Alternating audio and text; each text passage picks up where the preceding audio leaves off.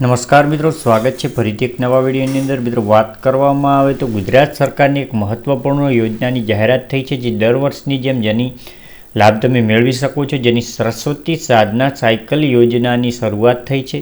તો આ યોજના વિશેની આપણે ટૂંકમાં વિસ્તૃત માહિતી મેળવીશું। તો ધોરણ 9માં જે અભ્યાસ કરતી હોય ગુજરાતની જે કન્યાઓ બાળાઓ તેમને સરકાર આપશે સાયકલ।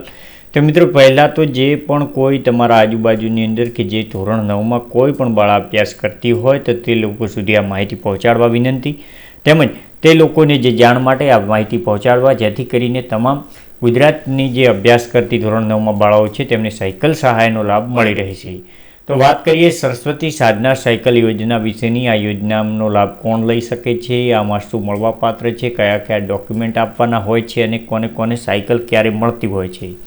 તો વાત કરીએ આ યોજના વિશેની આગળ વિડીયોમાં। એની પહેલાં મિત્રો, ચેનલ પર નવા હોય તો ચેનલને સબસ્ક્રાઇબ કરી લેવી, જેથી કરીને તમે નવીનતમ વિડીયોની અપડેટ સૌથી પહેલાં મેળવી શકો। તો મિત્રો, અહીંયા તમે જોઈ શકો છો, ધોરણ 9માં અભ્યાસ કરતી કન્યાઓ માટે સરસ્વતી સાધના સાયકલ યોજનાની તમે માહિતી જોઈ શકો છો।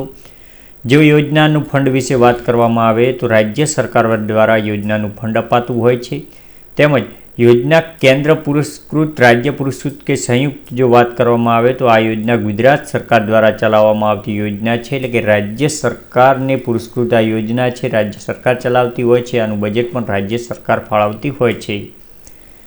જો આ મિત્રો વાત કરવામાં આવે તો આ યોજના જે છે તે સામાજિક અને શૈક્ષણિક પછાત વર્ગો, આર્થિક પછાત વર્ગોની જે વાર્ષિક આવક મર્યાદા 6 લાખ કે એનાથી ઓછી હોય તેમને આ યોજના લાગુ પડે છે।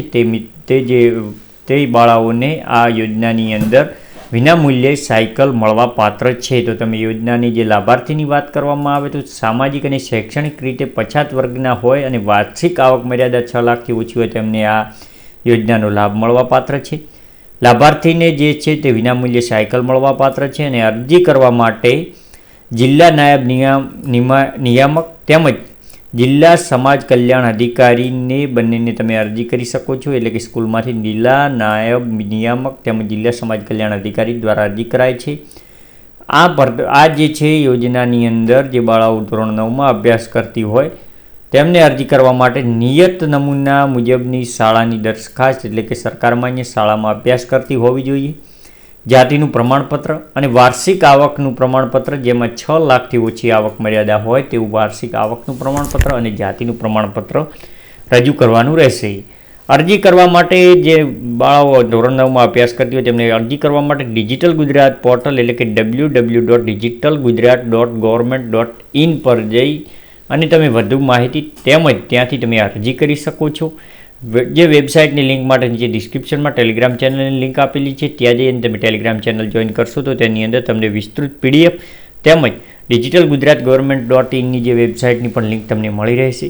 તો મિત્રો, જો એડ્રેસની વાત કરવામાં આવે તો જે આ વિભાગની એડ્રેસની વાત કરવામાં આવે તો નિયામક વિકસતી જાતિ કલ્યાણ, ડૉક્ટર જીવરાજ મહેતા ભવન, બ્લોક નંબર 4-3, ગુજરાત રાજ્ય, ગાંધીનગર, જેની અંદર ફોન નંબર પણ તમને અહીંયા આપેલો છે, ફેક્સ પણ આપેલો છે અને ઈમેલ આઈડી પણ તમે અહીંયા જોઈ શકો છો, diare/dcw@gujarat.government.in પર તમે જીમેલ પણ કરી શકો છો।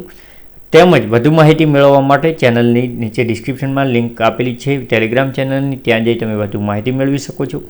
તો આવી જ ઉપયોગી માહિતી મેળવવા માટે ચેનલને સબસ્ક્રાઈબ કરી લેવી।